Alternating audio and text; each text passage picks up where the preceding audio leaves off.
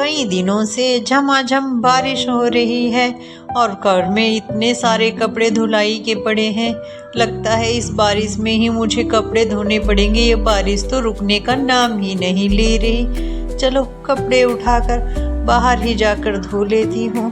और वो कपड़े धोकर उन्हें अंदर ले जाती है। तभी उसकी सास कहती है, अरे बहू गीता, ये क्या, इतनी बरसात में कपड़े धो लिए, अब सुखाओगी कहाँ? माँ जी, मैं इन्हें अपने रूम में रस्सी बांधकर वहाँ सुखा लूँगी।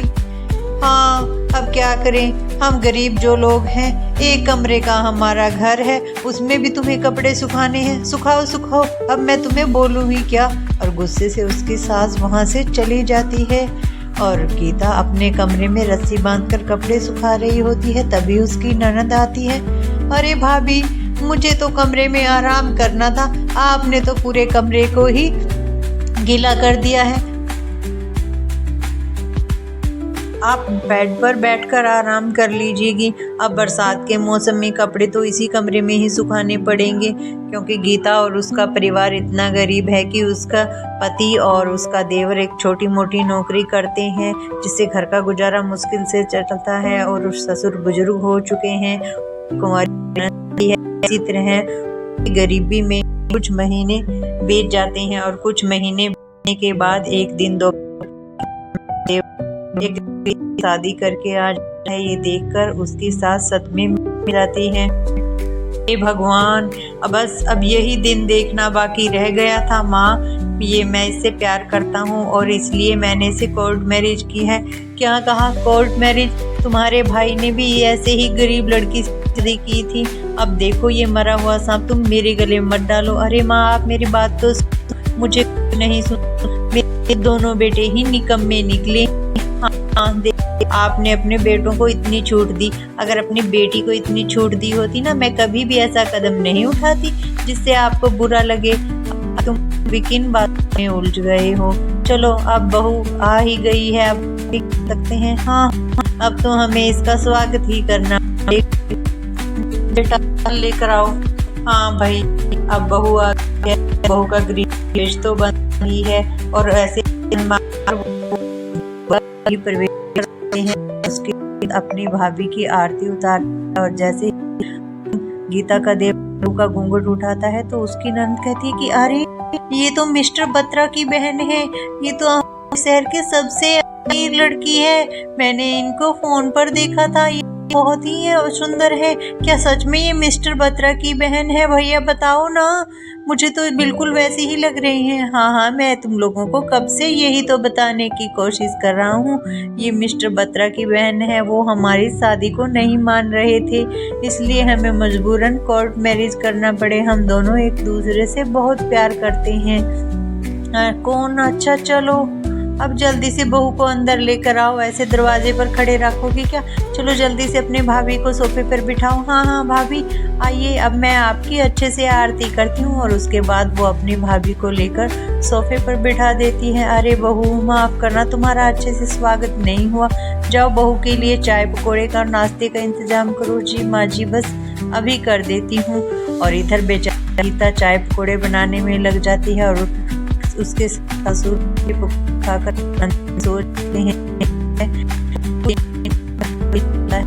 मैं बीतने के बाद जैसे अगली सुबह होती है कि मेरी पहली रोटी है और इन लोगों को किचन ही बेटी चूल्हा। अरे, खाना तो मैं कभी भी नहीं बना सकूं। मैंने ऐसा चूल्हा पहले देखा ही नहीं। एक इस गरीब लड़के से शादी कर ली मैंने, अब मैं क्या करूं। तभी उसकी सास आती है। अरे बेटी, तुम यहाँ किचन में क्या कर रही हो? तुम्हें यहाँ नहीं होना चाहिए। माँ जी, आज मेरी पहली रसोई है ना, इसलिए मैं किचन में आई थी। चलो कुछ बना देती हूँ। अरे तुम क्यों कुछ बनाओगी? गीता है ना, वो काम कर देगी। तुम जरा सा बस हेल्प कर देना उसकी थोड़ी बहुत। अरे गीता बहू, कहाँ मर गई तुम? और तभी गीता और उसकी ननद आ जाते हैं। अरे माया, क्या हुआ? क्यों जोर जोर से चिल्ला रही हो? क्या तुम्हें दिखाई नहीं देता? ये नई दुल्हन किचन में आ गई है और तुम लोग कहाँ थे अब तक? अरे माँ जी, मैंने सोचा कि आज इनकी पहली रसोई है तो आज का खाना यही बनाएंगी। अरे नहीं नहीं, खाना तो तुम्हें ही बनाना होगा। हाँ, ये थोड़ा बहुत तुम्हारी हेल्प मदद कर देगी, हाथ लगा देगी, उससे ही इसकी पहली रसोई का शगुन हो जाएगा। और तुम क्या सोच रही हो? अरे बेटा, बस थोड़ा सा हाथ लगा देना, उससे ही तुम्हारा शगुन होगा। जाकर अपने कमरे में आराम करो। और तभी रजनी सोचने में पड़ जाती है कि अच्छा, यहाँ पर तो ऐसा चलता है, मेरे तो मज़े हैं, मैं तो अमीर घर से हूँ, मुझे यहाँ पर कोई काम नहीं करना पड़ेगा। वाह, मज़ा आ गया।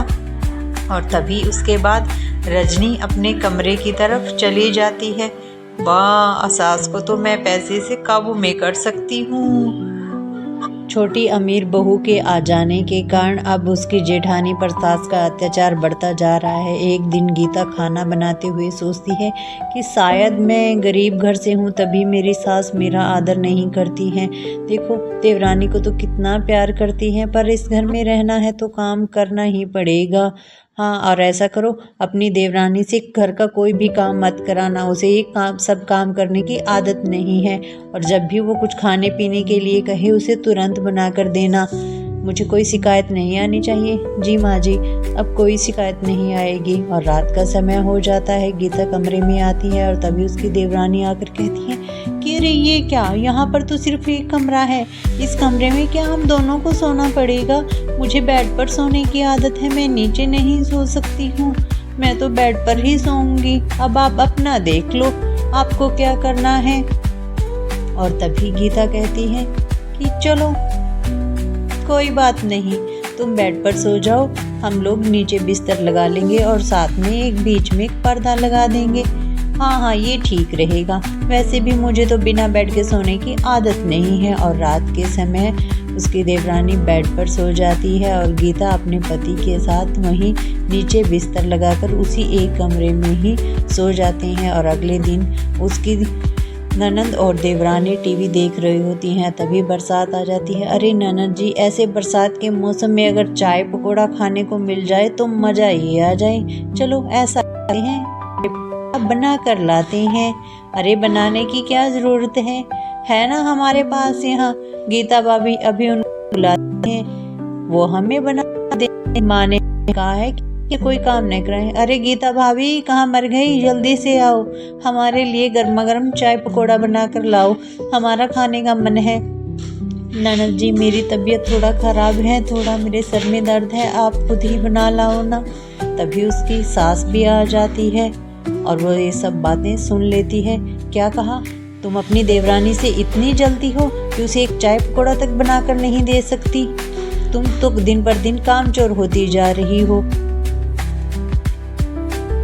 कुछ महीने ऐसे ही बीत जाते हैं। फिर एक दिन उसकी देवरानी गीता को बहुत सुना, जानकर बिस्तर को गीला है। नहीं, मैंने नहीं गीला किया, वो सिर्फ कपड़े सुखाए थे, शायद थोड़ा पानी बिस्तर पर गिर गया हो, मैं अभी चादर बदलती हूँ। अरे चादर बदलने से क्या हो, तुम जलती हो मुझसे, तुम नहीं चाहती मैं बेड पर सोऊं। और उनका झगड़ा सुनकर तभी उसके सास ससुर और ननद वहाँ आ जाती हैं और वो उन दोनों से पूछते हैं कि आखिर भाभी ये हो क्या रहा है, आप लोग क्यों झगड़ रही हैं? अरे देखो कितना जलती है ये मुझसे, पूरा बेड ही गीला कर दिया ताकि मैं न सो सकूं और सुबह बीमार हो जाऊं। अरे बहू, कपड़े सुखाए हैं इसलिए गीला हो गया, तो तुम चादर क्यों नहीं बदल लेती? इसमें झगड़ने की क्या ज़रूरत है? अरे ये जरूर इस गीता ने जानबूझकर किया है, जलती जो है मेरी अमीर बहू से, तभी तो हमेशा उसे परेशान करने में लगी रहती है। चलो चलो, अब जल्दी से ये गद्दा बदल। रहे नहीं माँ जी, मैंने कुछ भी नहीं किया, मैंने सिर्फ कपड़े सुखाने के लिए डाले थे। हाँ हाँ, तुम तो चाहती ही नहीं कि मैं चैन की नींद सोऊं, मुझसे जलती जो हो। सुनाती रहती और उसकी सास ननद चुपचाप खड़े हुए सुनते रहते। उसकी सास को बुरा तो बहुत लगा, लेकिन अपनी अमीर बहू के सामने कुछ कह पाना उसके लिए बड़ा मुश्किल होता जा रहा था। और एक दिन वो देखती है कि उसकी छोटी बहू बड़ी बहू को बहुत ताने मार रही है और वो एक पानी का गिलास लेकर कमरे में जाती है और जहाँ पर गीता और उसका पति सोते थे वहाँ पर पानी गिर देती है। उसकी सास देख तो रही है लेकिन कुछ कहती नहीं। तभी गीता आती है और कहती है कि यहाँ पर इतना पानी कैसे गिरा हुआ पहले तो यहाँ पर पानी नहीं था, मुझे क्या पता, मैंने थोड़ा ना गिराया है। अब तुम लोग ना जाने कैसे काम करते हो कैसे नहीं, सारा घर गीला किया हुआ है। और बेचारी उसकी सास चुपचाप उन दोनों की खड़ी हुई बातें सुनती है, लेकिन अमीर बहू के आगे बोलना उसके लिए भी मुश्किल है।